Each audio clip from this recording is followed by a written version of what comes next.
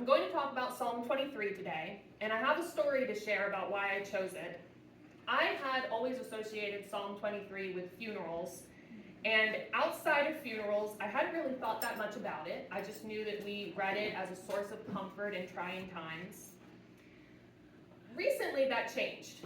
In February, I started reading a book called The Lord is My Courage by K.J. Ramsey, and in that book, K.J. uses the lines of the psalm as chapter titles, and she weaves the themes of the psalm throughout the lines in the book. So that psalm was in the back of my mind for most of February. Then, around the same time, I started seeing social media posts with Psalm 23 in it. They would pop up on Facebook, then on Instagram, then on Blue Sky. At one point, one of you even forwarded me a text message with the text of Psalm 23 in it. So, after that, I started driving again recently. I hadn't been driving for about 7 years because of a brain injury, and when I started driving again, I started listening to the radio, and I was listening to the Bridge station. Did you know there are about 4 different popular songs right now that are all using Psalm 23 in their lyrics? So I was hearing Psalm 23 everywhere, seeing it everywhere repetitively, and I started wondering, what is this about? There's got to be something going on for me to see this all the time, over and over.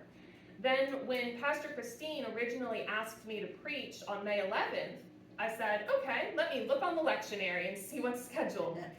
And the lectionary schedule for May 11th had Psalm 23 listed.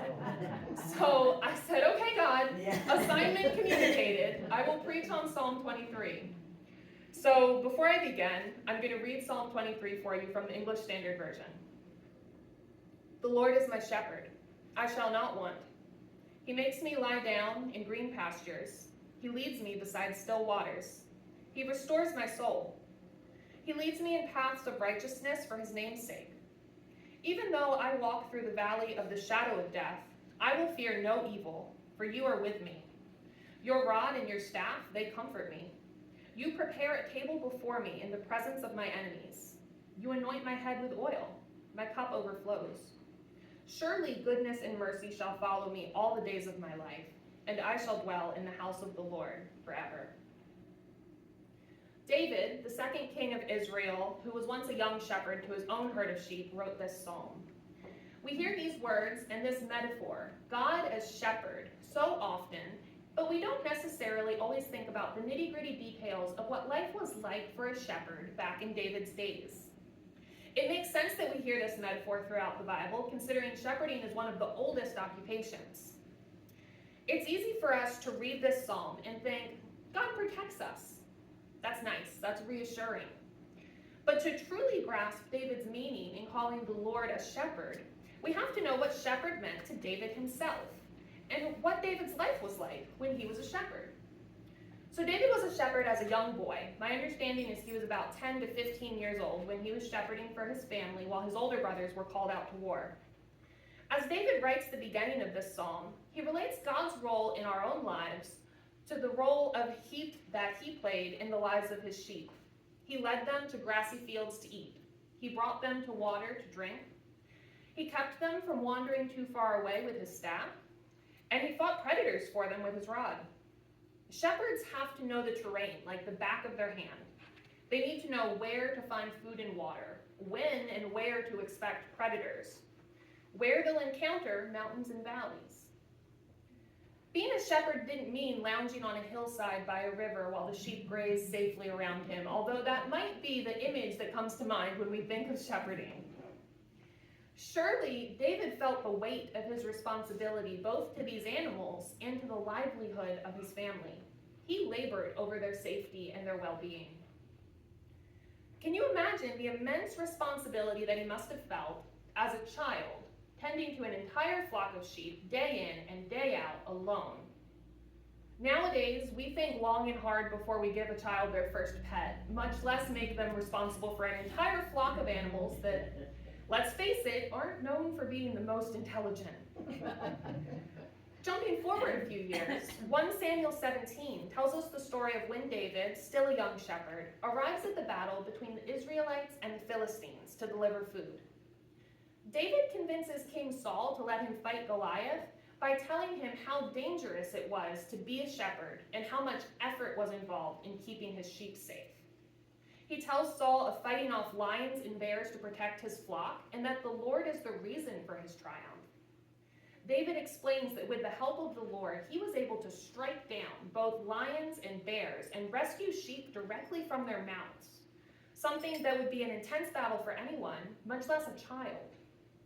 David willingly fought these battles, not only for the single sheep that he was rescuing from a predator, but also for the future safety of his entire flock.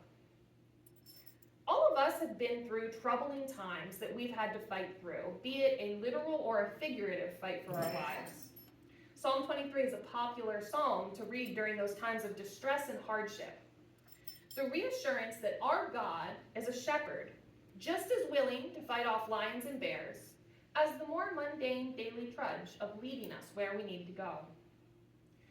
But what do we do when words aren't reassuring enough, and when we're in the middle of the fight? When we feel like a lamb in the mouth of a bear, what reassurance do we have to fall back on?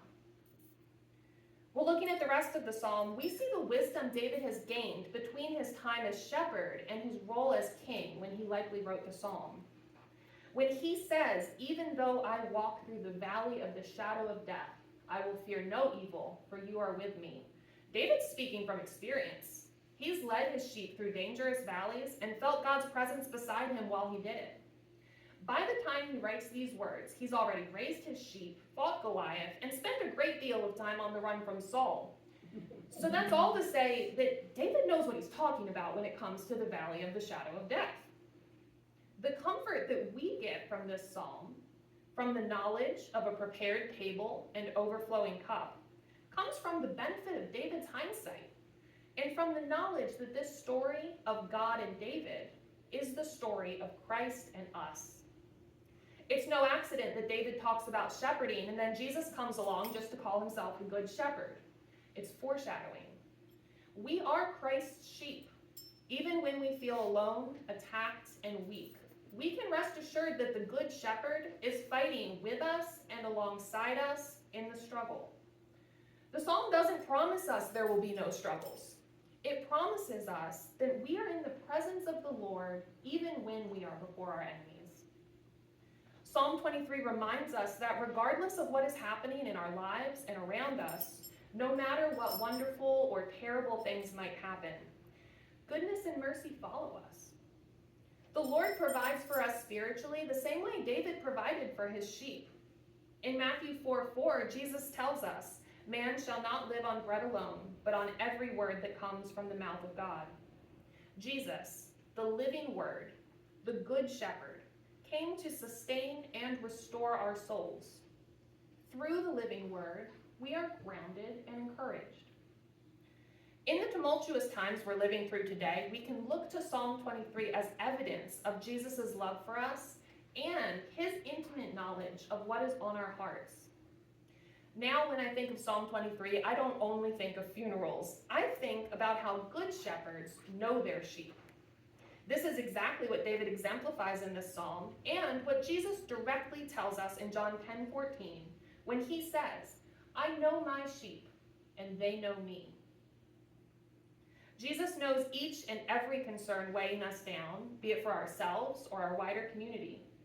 And we can rest in the knowledge that we are known and loved by a living God who has promised not to abandon us when the going gets tough.